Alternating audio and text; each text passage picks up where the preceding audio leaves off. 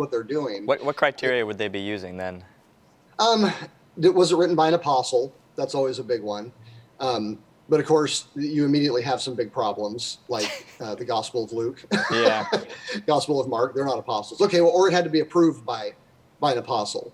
Okay, well, where in the Bible does any apostle say, oh, by the way, Luke's Gospel is okay? Mark's Gospel is okay. So there's that problem.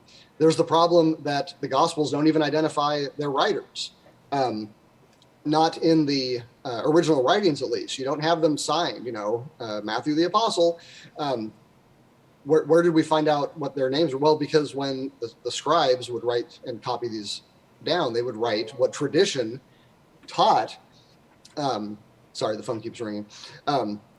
They were basically recording tradition. Tradition says this is the Gospel of Matthew.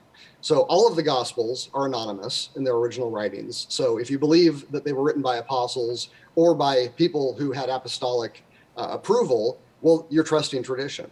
We have the book of Hebrews, doesn't identify its author. Why is it there? We have disputed books. Certain books, the church wasn't sure who wrote them or whether or not they were written by an apostle. So again, when you really look at the history of it, like being written by an apostle or someone with apostolic approval really just boils down to what did the church think about this book? Because you're just not going to get a lot of that information. You have books saying that they are written by Peter or they are written by Paul, and they're not. But again, how do we know that? And that's like the clearest of all the features of Scripture in the Protestant list is that it was written by an apostle, and there's just insurmountable difficulties even with that one. Yeah. Others would include more subjective things like was it powerful in the lives of people? Does it tell the truth about Jesus? That's one of my favorite ones because once again it's just a complete circular argument. Because how do we know the truth about Jesus as a Protestant? Well, you read Scripture. How do you know it belongs in Scripture? Well, whether it tells the truth about Jesus, which we know from reading Scripture. Yeah.